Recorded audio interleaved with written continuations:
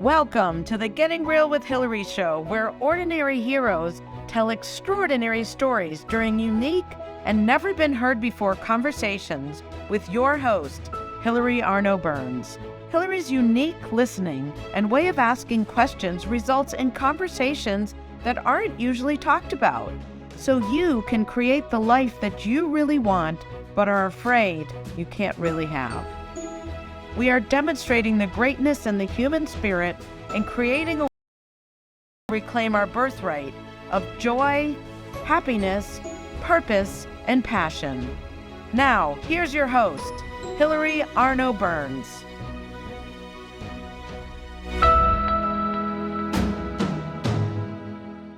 Welcome to the Getting Real with Hilary show, and today we have a very, very special guest. Her name is Stephanie Cinque, and she is a social worker and the founder of the Resiliency Center of Newtown, Connecticut. And the work that she's doing is so special. I didn't think I'd be crying so early in the show, but here we go. This is just what happens. And so let me just bring her to the stage, and then I will we will start our conversation. Welcome, Stephanie. Hello, and thank you for having me, Hilary. You're welcome. So Stephanie was a call that I made for something else for my other job. And when she told me what she was doing, I said, oh my God, we have to have you on the show. So I don't know if I'm happy that she's telling the story, but I'm thrilled that we'll be able to educate people, and especially after yesterday's shooting, try to prevent these things from happening. So Stephanie, do you want to talk about, your background and how you got into social work, or where you were working before the tragic day in Sandy Hook? Absolutely. So, as Hilary said, I am a social worker by training and background. I got into that field right from school. I didn't know exactly what I wanted to do, but I think at a young age, after a scary experience myself, I was at Cinque at 4 years old. Saw some traumatic stuff there. My roommate had passed away. I was fortunate enough to be lucky and survive and be misdiagnosed, but obviously that is trauma. And seeing how kids were struggling, families were struggling, even though I was only a young child, I think it just always was in my internal being to go out and help others. So I went to school for social work, was unsure. Can you just you were at Sloan Kettering, 4 years old. They thought you had something that you didn't. Right. They had told my parents I had a rare form of cancer and I would likely pass away within 6 months. So obviously that's nothing any parent ever wants to hear. Fortunately, like I said, I was extremely lucky and misdiagnosed. But how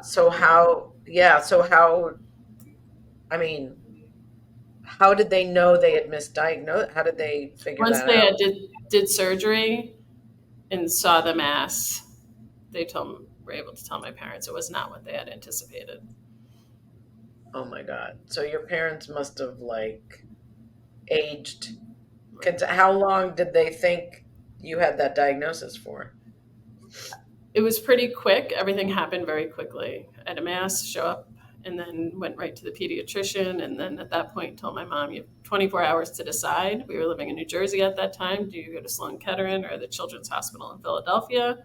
And after speaking to my father and them talking to people, ultimately decided that Sloan Kettering would be the best place for me. So even if it was a week, it's still yes, trauma. Absolutely. And you had the trauma. Okay, so keep going. Sorry. So after, like I said, after a couple of weeks left there, healthy, very blessed, and was like, what are you going to do with life? And went back and forth between law and social work.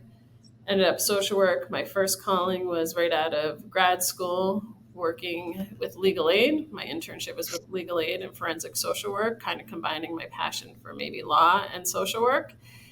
And after I left the city, went back to the public defender's office and worked there.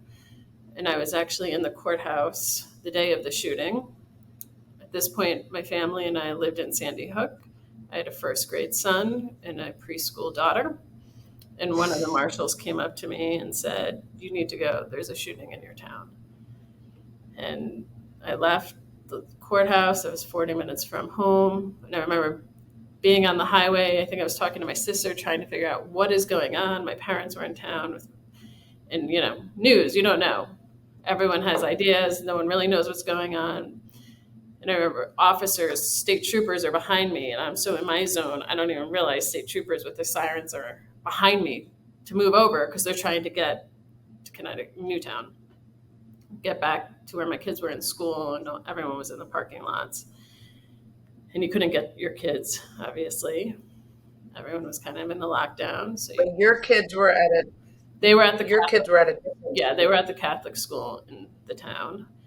And so a couple hours later, we're able to fortunately get my children. Not everyone was so lucky that day, and realized that it was Sandy Hook Elementary School where the shooting was. Still not a lot of information. Helicopters were swarming. Thought maybe there was a second shooter. And that night, I remember that weekend like it was yesterday, what I was wearing. Whenever we have a traumatic event, we always remember where we were, what we were wearing, what we ate, and just sat and waited. And you would text, so-and-so's daughter passed away, so-and-so's teacher passed away, the principal passed away. And this went on all night, thinking like, what am I going to tell my son? And the next day, same thing, went to mass, 4:00 mass that Saturday. They were doing a big community mass, so it was packed. And at that point, the list was coming out of everyone who was deceased. And it's paralyzing. You can't imagine. You feel for those families saying, like, my son was in that school, that age. 2 girls he went to preschool with were in the school and did pass away. So families we knew, and you're numb for sure. Community was numb, but really came together, rallied, small New England community.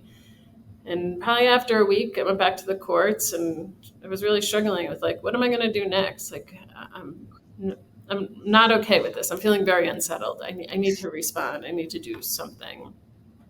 My friends who were in that school were struggling, not knowing where to go. So I said, we need to have a place where people can gather and also get mental health support and treatments to help. Because what we do know is you get traumatized alone and you heal together. Relationships and connections are what heal people.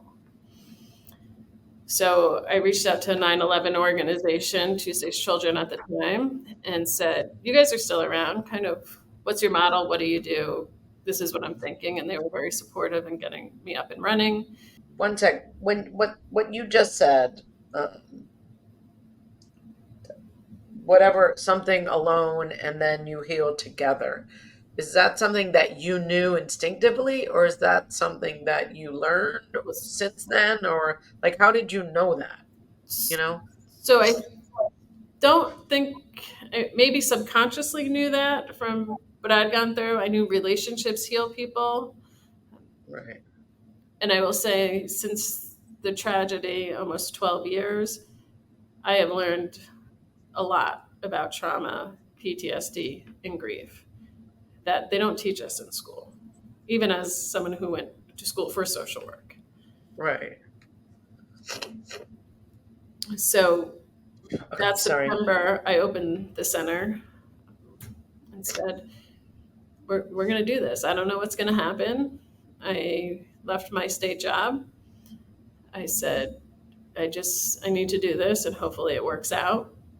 I went to the first select woman at the time, and she was like, are you sure you want to do this? We have a lot of great organizations already in town. And I said, yes, we're going to be non-duplicative with a mission really to help people impacted by the shooting, a singular event mission, and got aboard and said, our plan will be to sunset eventually, not to because otherwise you'll have to change the mission. So opened the center, and it was really helpful to the community. And we were very fortunate that we're able to get grants, have galas through the years, partner with some wonderful organizations. Did a summer camp for 2 years with an organization that did one for the 9/11 survivors. Wow. Where we partnered the 9/11 survivors with Sandy Hook kids, and went to a sleepaway camp. And kids still talk about it. My kids still talk about it when they're with their friends. You'll hear them talking about camp. And the whole idea was innocence was lost that day. We're talking about babies, 6, 7, 8, 9-year-olds who were about to, have Christmas concerts, go, Hanukkah was going to start, whatever the celebration was coming up, coloring. And now their life is forever changed. And, 20 classmates are dead and murdered, and principals and teachers and support staff that cared for them. So that was really important for me. And also parents, right? How do we as parents do the best we can and take care of ourselves, the oxygen mask theory, while needing to care for our kids, not knowing what to expect? They're struggling with what had happened, and now becoming a helicopter parent and giving space for the kids to still be kids is extremely difficult. Now, can I ask you a question? Were you the first person to open a resiliency center, or was this something that was already being done after other tragedies? So, well, there weren't many other tragedies. So Columbine has some nonprofits. I don't believe they had a center. Some things, again, that was very long ago. Aurora had some kind of center. And then when I opened the Resiliency Center, again, it was young kids. The model kind of had shifted.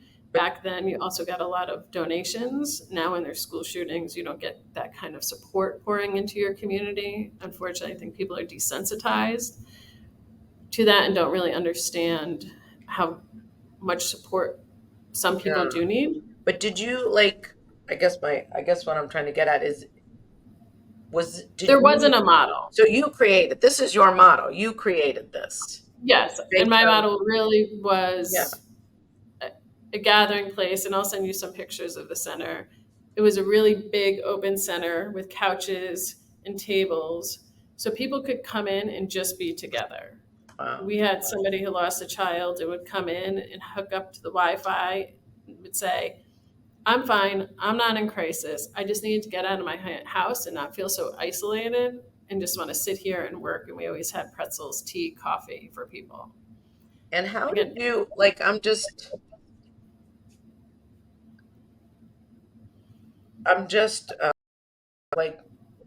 blown away that you, this was just something that you did. You knew, and maybe it was just your path. Maybe it just came, and maybe other people help you, but that you took the initiative, you left your job and you did this and created this center for people. I mean, that just blows me away. So it's not nothing, you know what I mean? It's really an amazing thing. So I just want you to get that. Thank you. Yeah. And I always am so grateful. Of course, I had a ton of support doing it, and I was very supportive people in my life to say, okay, if this is what you want to do, we'll do it. And got an amazing board also behind me, community people. It certainly was scary. Yeah. Did you have to build the whole building, or did you take over? No, so it was a building in Newtown. Somebody who knew some of us said, I know you're looking for space. I'm in a building where there's some vacant space. Why don't you come look at it and see if we could work something out? Because I really wanted to make sure it wasn't in the limelight. So if people were coming for services, they were protected. And also, there are a lot of people out there who were saying a lot of negative things in media and didn't want people to easily find us. To keep our space very sacred and a safe. We wanted to hold a safe space for people where they wouldn't be feeling uncomfortable if their neighbor saw them walking into the center. Right. Okay.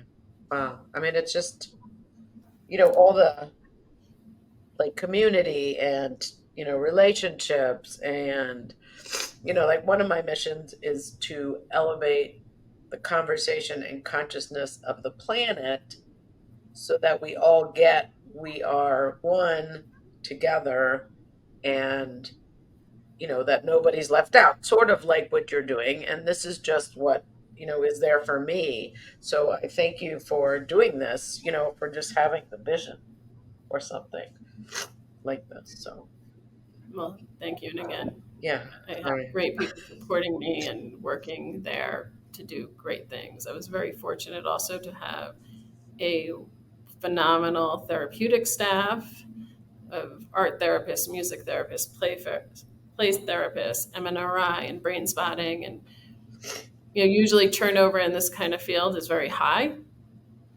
Obviously, burnout is a real thing. Compassion fatigue, And and teams stayed together for a really long time. and were they paid or were they volunteers? Yep, they were all paid. So Wow. now what happens when there is a shooting like something like Sandy Hook? There's a grant, federal grant that will come in Okay. to help support services for a period of time. And then when that goes away, you got to start applying for other grants. So I spent time writing grants and again doing galas and fundraisers in the community. Wow. And is the center still there? So the brick and mortar closed in June. So I always plan to sunset after the 10 years. Go off, you hope the kids go to gainful employment, go off to college, they move, are looking to virtually connect them. So do a virtual center, because what we're finding is just because you leave or it's 10, 11, 12 years later, doesn't mean it's gone or forgotten. And every time there's another event, school shooting, shooting in general, obviously that's really hard for people. It brings back a lot of memories. We never want anyone to feel isolated and alone. Right. No one should ever worry alone. So do you think that they, let's say yesterday, there's another shooting, one of those kids or a parent, and do I know to reach out? Do I know to find you guys? Like, how does that? So there's a lot of organizations and that people are known about nationally. Okay. So whether that be like a Sandy Hook Promise or any of those other organizations that are very nationally known, doing much, much different work than what I did at the center, they get calls and sometimes they'll call me and say, I got a call from X, Y, and Z at this shooting. Can I pass them on to you about how they should run their center? What were lessons learned? What can you share with them? And every community is different. Right. So it's really just a framework, and then you need to figure it out. Newtown was a small community, so we were able to have a successful brick and mortar. All the kids were together. All the staff were somewhat local. You have something like a Vegas shooting, or possibly yesterday in Kansas City, with the Chiefs. Those people could be from all over the country. Right. And so how do we still connect them? Because again, that peer support, talking to somebody who's been through what you're going through and giving people hope. Life may not look the same, and it will look different, and it will be a new normal, but still having hope when you're feeling so incredibly hopeless.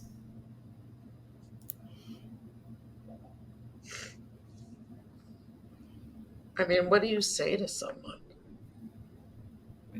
And it's hard, people will say, especially in like I said, a small town with one really local grocery store. Yeah. People would see me and, my child was murdered and they were friends and now they're avoiding me at the grocery store and going down the other aisle. And I think in general, when things are tough, as humans, our mechanism is to avoid because it's uncomfortable for us. Right. and we don't know what to say or how that person's going to respond, or we're really struggling, so we avoid. And a lot of times we really just want people to say, I'm here for you, or if you need anything, I see you. So you need, I mean, not that you need to, but working with the people who may be not affected and how to support the ones who were, right? I mean, Right. that's also something we don't know. And then you have survivor's guilt. That's a very real Yeah. thing. Wow. You know, I don't want to come in for services because somebody needs it more. Right. Or if I take a spot, if somebody else calls and is worse than me, please give it to them. Right. Or I shouldn't feel bad because someone had it worse. Right. And over time, several even different populations, once they see you in the community, you get a trust in the community. Eventually they may say, like, so what happened in those offices and those back rooms? Or maybe I need to see one of the therapists. Because again, they start to get trust, and you could just come to the center. You know, when there was another shooting, whether it was Parkland or Uvalde, we would just send out a message saying we are going to be open after hours tonight. Just come. And people would just come and sit on the couch and just want to talk to each other and talk about how they feel about it and what's going on. And again, normalizing their response. Wow. Well, that sounds like, normalizing. I like that word. Normalizing your response. It sounds And like, then again, always supported by therapists throughout on the staff. It's great. Yeah. You know, we did a book club, and there was always therapists there. Again, an amazing team doing amazing work, hard work for them when they were saying, you know what, I need a little more support right now. And also, we're really careful to take, and I say this to all the communities now, obviously everyone has a workforce issue, but even when you get people, to make sure that you're taking care of your staff best you can. I look back, certainly lessons learned myself and how it impacted me, but we learned from that. I did have a staff development once a quarter, from a gentleman who came up from the Virginia area, who was a professor and music therapist. And we would go off site and have a day retreat of just being able to talk about our concerns and take care of our own needs to continue serving the community. Wow. Have you gotten feedback from the community that what you did was, helpful and helped them? Yes. The people who use, not everyone's going to use the center. Right. That's okay. And not everyone who goes through a school shooting or any traumatic mass event like that is going to suffer from PTSD. I always tell people when I talk, it's about what we're predisposed. Some of it is genes. Some of it is how well our carry-on is packed prior to the event. Right. How we're going to respond to the event.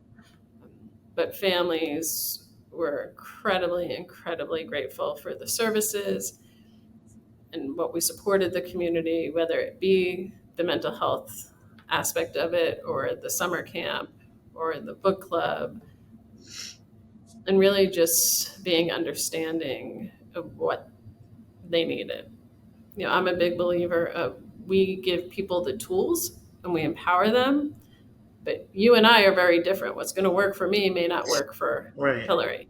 Right. And so let's be equipped with all the tools and resources to educate you and guide you to hopefully make the best decision that's going to work for you. Wow. Ooh. All right. So that's, just thank you again for what you've done for that community. I am in Connecticut. I'm in Westport, not, but it's close enough. So just thank you on behalf of all of us. I know you said earlier that I had thought ignorantly enough that it was a gun control problem, and you said, no, that's not where we're focused, and that's not necessarily the problem, which I thought was like, wow. I know you've learned lessons and you want to prevent the next, prevent something like this happening again. Can you tell the people what you told me before? Yes, and I don't really get on the political side of gun control because that's a complicated one, and obviously we need some change in some laws and access. But I really do believe we also have to make sure we are raising good humans and we're supporting people who struggle with mental health. And not only do we have available resources, but we have accessible resources to our people who are struggling. That is not the case right now. We have a nationwide mental health crisis. Our kids are struggling more than they ever had, starting at a much younger age. So really, what are we doing, and what can we be doing more at all levels to support our children? Firearms are the leading cause of death right now for children under 19. Right, and that was something that I was not, ignorantly assumed that's what it was. Can you talk about why there's a mental health crisis? Why you think that is now the case when it wasn't when we were young? Your opinion? I think there's it goes into a lot of areas, and certainly I'm not an expert in that, but I think some of it may be from our different generations is we didn't have the accessibility to social media and phones to know some of what was going on. So how much more has it increased? We have all news from around the world at our fingertips now because everyone's on devices and you can get anything you want, real, fake, indifferent. It's there and you can find it. Then we went through COVID. People were isolated. We do know, no matter what, being isolated and alone for anybody is very, very difficult. And now since COVID, we have some places that haven't gone back to working, interacting with people. We're more on devices and Zoom and virtual worlds, which can work well for some people. But again, for people who isolate and are struggling, we don't always have an eye on them. So that's hard. A lot of our children who are home, who are suffering, school's a safe space. It's where they get their free meals because they don't get food at home. It's where they have structure. It's where they're loved. Not everybody goes home to loving homes. And so when we took school away from people and children, especially in some other communities where kids suffer, that became really hard.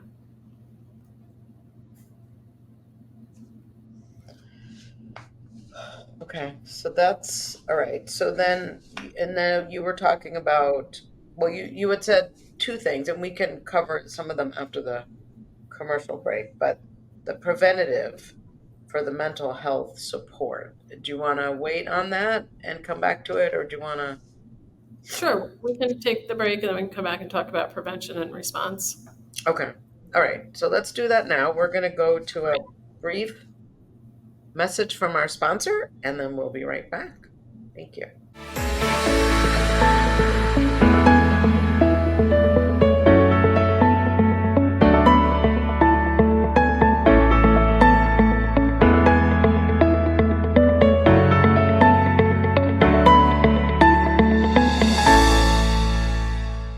Has social emotional learning become just one more thing on your teachers' plates?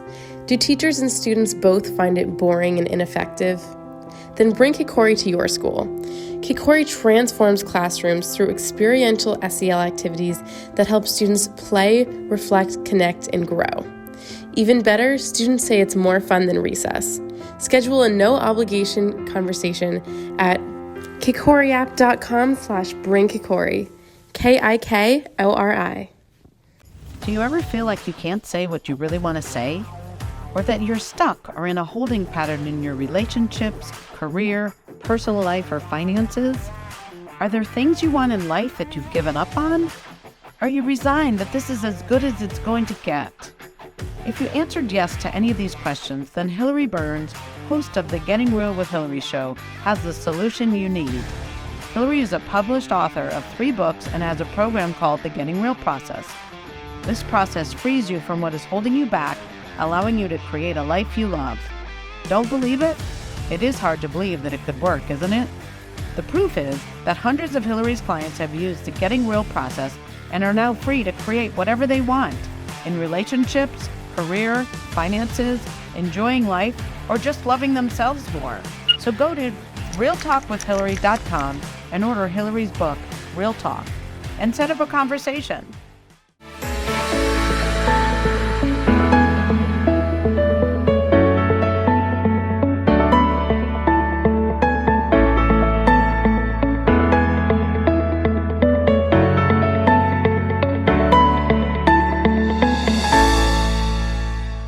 So welcome back to the Getting Real with Hilary show, and thank you as always to our sponsor, KukoriApp.com.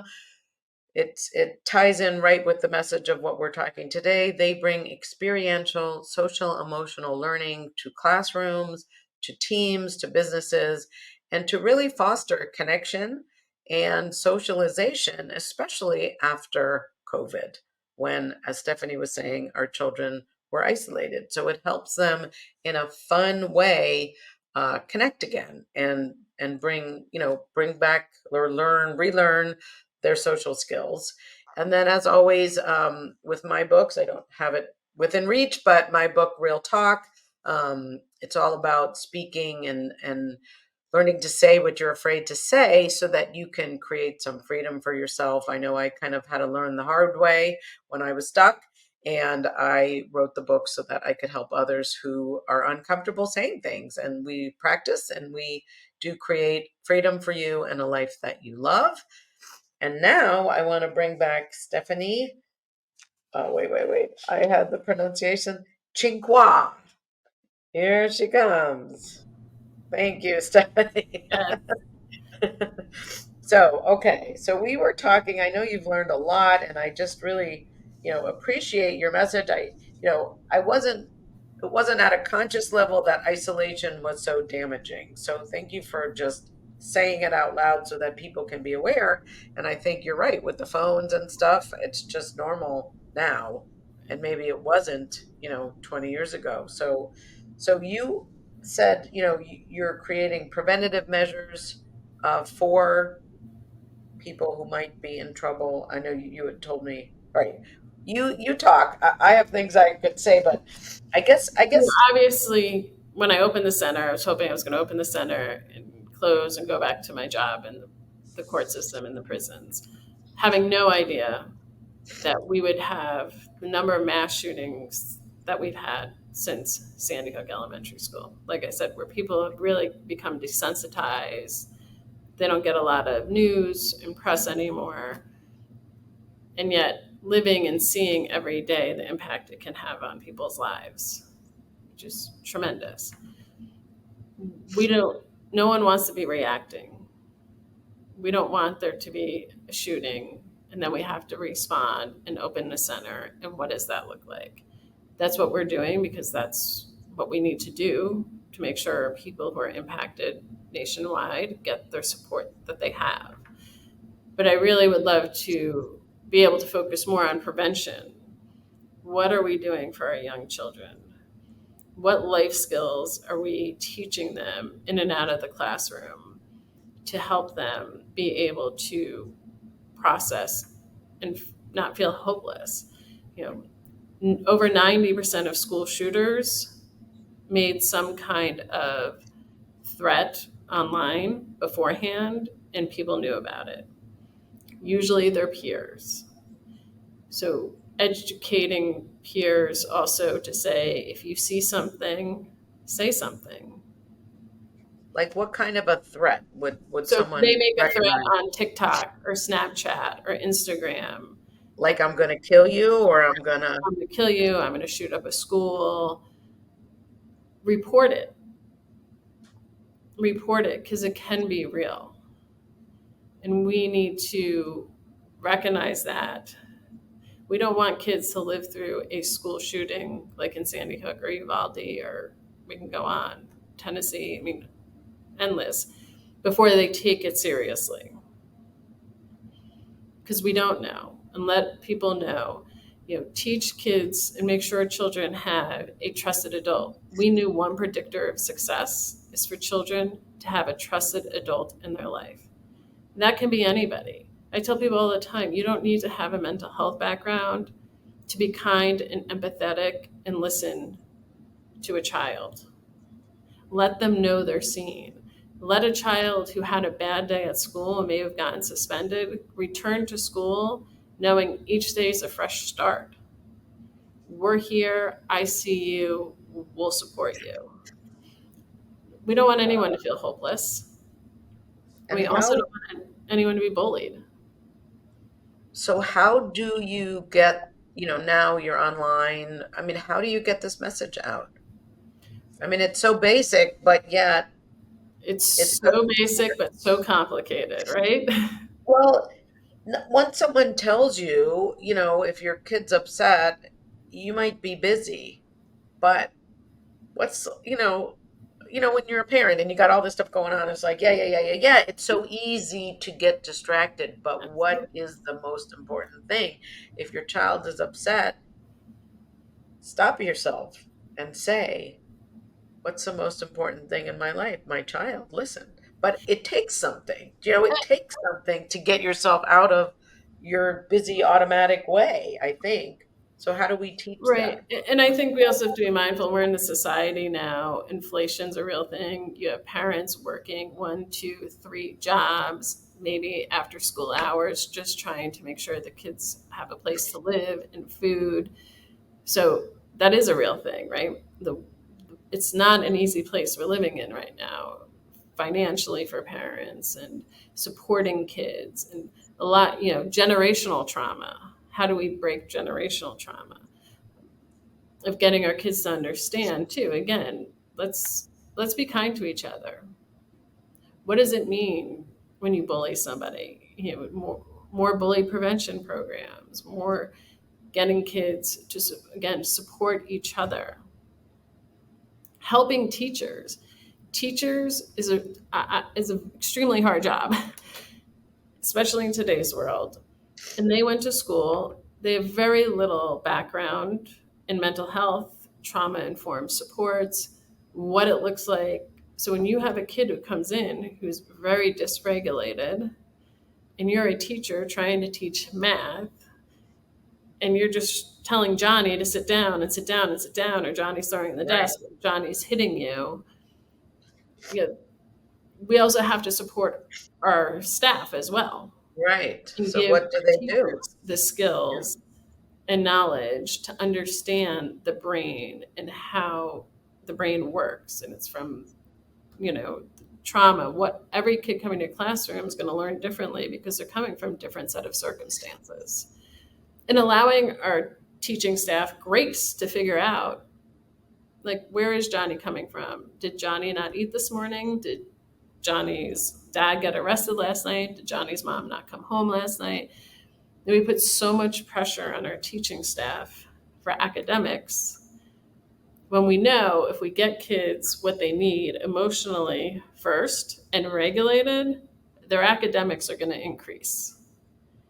But we have to take the time to build that relationship and rapport with our students and let them be empathetic and let them to understand that these things are real.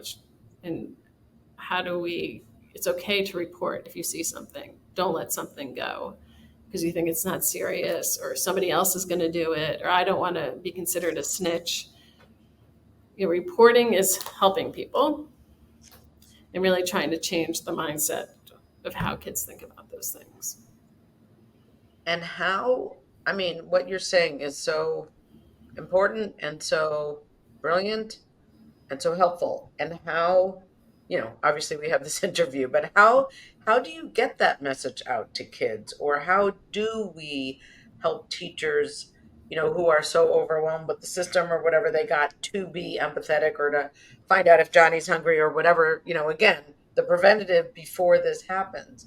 How it's almost like we have to feed something into the system. And how do we do that? Do you know? And I don't know. We're trying to figure it out. Yeah. Continuing to advocate for, like I said, trauma informed support in schools, staff PD, speaking to kids about bullying, speaking to kids about kindness, empathy. But again, it's easier to wait for the event and then to respond than to change what we've been doing for years and be preventive. Right. So But we're how really trying to shift as much as we can slowly on let's look at the overall brain health and wellness of our students, because there is a lot of science out there about if we regulate our children and they have a trusted adult, they're going to produce better. There's going to be less violent behaviors and aggressive behaviors in schools. We also have a lot of data that aggression is up in our schools tremendously, starting at a much, much younger age. So if we're talking elementary kids now, what happens when puberty hits and life happens in middle school and high school? So how do we support those students? And again, those staff who also need supports because they just weren't ever taught. I've learned a lot of what I've learned because I lived in Sandy Hook and opened a center in response. I had little knowledge about this prior because it wasn't taught in grad school.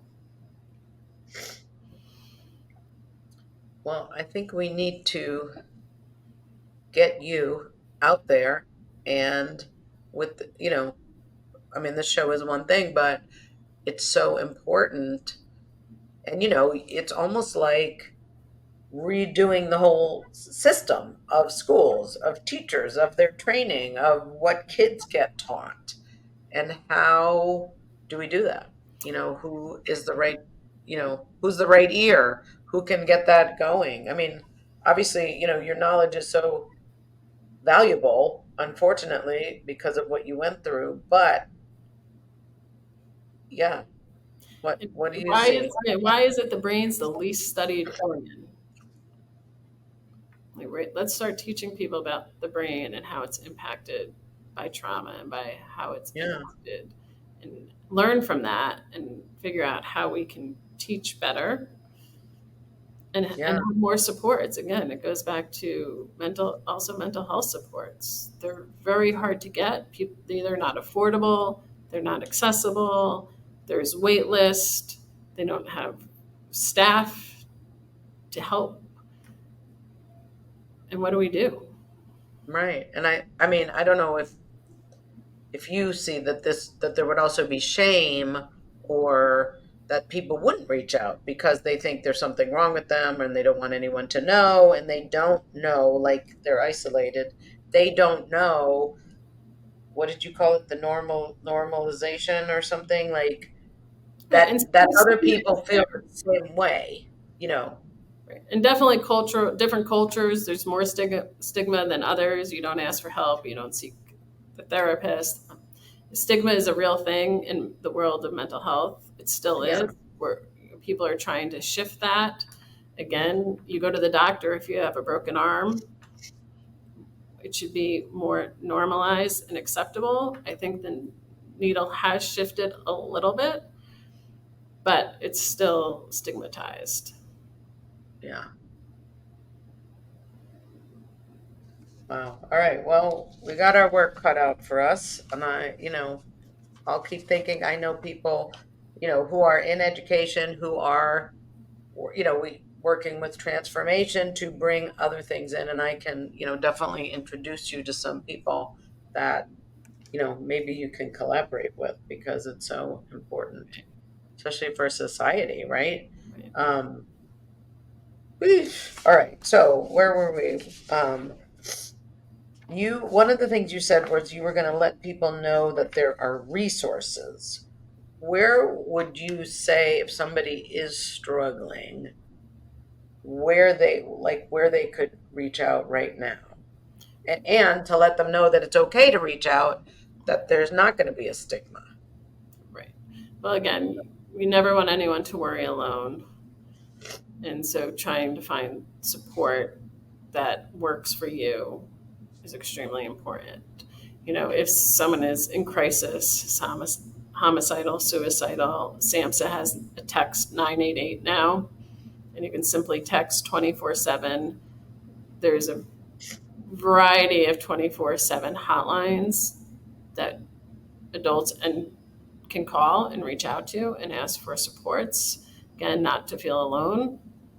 And so I really encourage people, if they are feeling that they're struggling, or if they're even just feeling a little depressed or anxious, that try to find somebody you connect with. I always say, if you go to a therapist, give them 3 chances and see if you have a connection with them. Because doing the work is hard. And a lot of times, as I mentioned earlier, we come into the room with prior events in our life that have shaped us and molded us. So if it's the shooting that got me in the door, that's fine. But we end up working on a whole array of events that shape, no one gets a pass on that. Right. We all have life. Everyone's looks differently. Some face more adversity than others. Resilience is something that can be nurtured and grown. So let's help those people nurture and grow. Post-traumatic growth is a real thing. People who go through horrific events, and we saw that in Sandy Hook, and we're not alone, of many wonderful, wonderful organizations and nonprofits that were formed by family members who lost a loved one that day, doing great things in response. Oh, you had said give a therapist three times. How would someone know? I mean, I can kind of guess, but what would you say that someone would know after 3 times whether this is the right person for them? Only you can decide if you connect with somebody and if you feel that person's genuine and authentic. But I So, would say if you feel like they heard you, correct. that they were empathetic and they weren't. I mean, I had a therapist once and she was like yelling at, don't say this and don't say this. And I was just like, whoa. I mean, I think I gave her the 3 strikes and then I said, I'm not coming back because it didn't feel safe. And I felt like I had been scolded. And I was like, that's not why I'm here, Sometimes that may only take one visit, right? Like, I Yeah. was safe there. I was uncomfortable. You didn't hold space for me. You want someone who's going to hold space for you to authentically be you and to be Right. heard and to be seen. See, I didn't know that because as a people pleasing person who always blamed myself, I thought, oh, I just have to be more careful because that's one of the things I came in with. But the 3rd time I was like, no, this is not me, which took a lot for me to say, hey, this isn't me. I'm out. So, people should be aware of that if there's someone like me who could blame themselves or think they gotta be good. You don't have to be good for your therapist. They're there to help you. You're not there to Right. behave right, in a certain you don't have to, what's the word? Please them or Right. like you should be able to be yourself, I guess is the point. Absolutely. Right. Yeah. Yeah. That's the All only right. way you're going to really do the work. Yeah, because otherwise you're Be not true to something else. yourself. Yeah, that's it. Thank you. Be true to yourself. Yeah. Because I don't think we're taught to be that, Mm-mm. So how do you know? But anyway, I'm taking us down a rabbit hole. Okay, good. All right. And so where were you going? I'm sorry. I think just that they would be free to reach out, without the stigma and without worrying. Yeah. And I also encourage people too, if you see people in the community or out where you are and something seems off, sometimes just simply saying to somebody you don't know, are you okay or do you need help? You don't have to be the person to help them, but you might be the person who can say, you know what, I can call crisis for you or police for you or people feel so incredibly alone. And really, again, you don't have to be a therapist to build a relationship with somebody. Right. And when you were talking about, like, if someone sees someone bullying or the threats, let's say they saw something on social media where someone was threatening, who would they tell? Okay, when we go into schools, you always say, do you have a trusted adult? And if you don't, think about who that trusted adult would be as your first line of defense. If you don't, if it's obviously a threat, tell authorities to make sure it's acted on, or if it's after hours. But the key is making sure all of our children have a trusted adult, whether that's someone who works in the cafeteria or their math teacher, their wrestling coach, if they're in a youth group, the janitor, the bus driver, whoever it is, that they feel that they can confide in somebody when something happens, or if they see something, that they feel comfortable enough saying something. Wow. Now, are you going around speaking to schools? Is that where you're? So I speak to schools. I present at conferences and Okay. help communities when they reach out after they've been impacted by a shooting, trying to really start to focus on what does it look like in response? How can we respond better? Again, that's not where we want to be, but that's where we Right. are. And so when events happen, we want to be able to be there and support them from, unfortunately, knowledge and expertise that we now have. And then again, trying to hopefully do some on the preventative side. Yeah. So How can we help our staff? How can we help our kids? How can we help people in the community? So if people wanted to reach out, let's say they want to do preventative work, where would they find you so that you could come in and speak? So you can still find me at Stephanie at Resiliency Center of Newtown. Okay. And Stephanie is with a PH. Yeah. So. And an IE, yes. Right. Okay. Stephanie at Resiliency Center of Newtown.org. Okay. Okay. Of Newtown.org. Okay. And I think, people should reach out to you and bring you in and have you teach them because it's so valuable. So whatever we can do to support you in that, you can let me know. Well, I appreciate it. Thank you. Yeah, it's so important. And let's say a kid doesn't have a trusted adult. How could they find one? I mean, you're a little kid. Right. And I think it's talking to those young ones about what does that look like? Who in your life is the person you go to? When I go to schools and there's behavior problems, I'll say, like, who do you really like on campus? Like, let's go find them. Okay.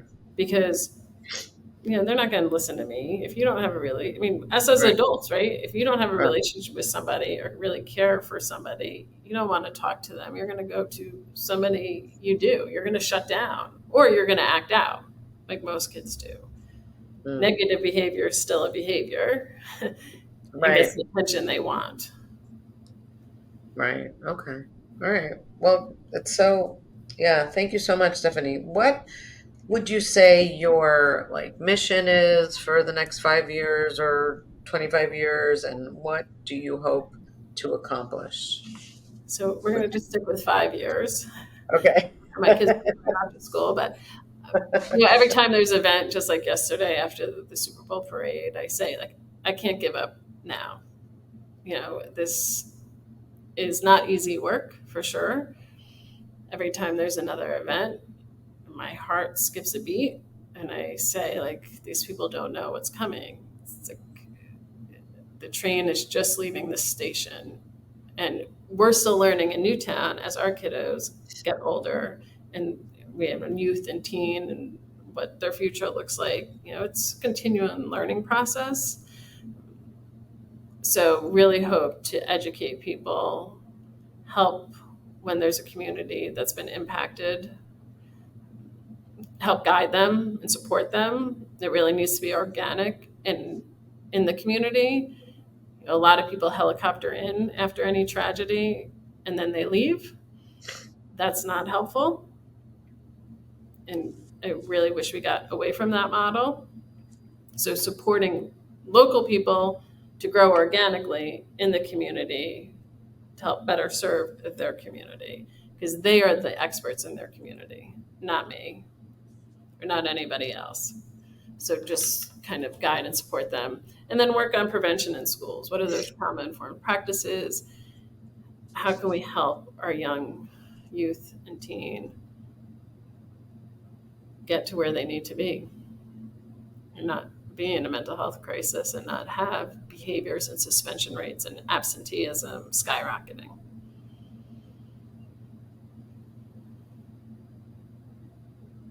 Wow. Well, thank you. I mean, whew.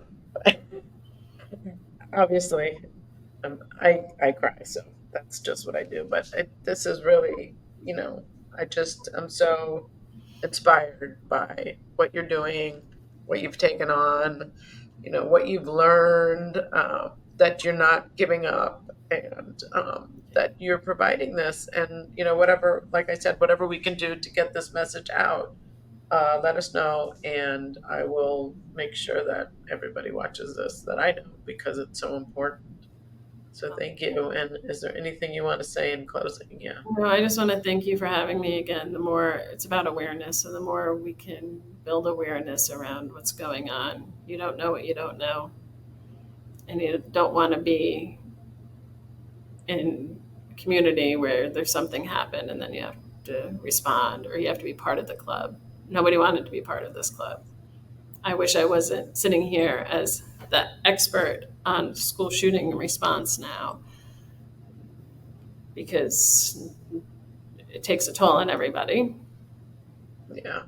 But with the rate of events, I cannot let go now, and I got to keep my foot on the gas, and keep advocating for our youth and supporting people working with our youth.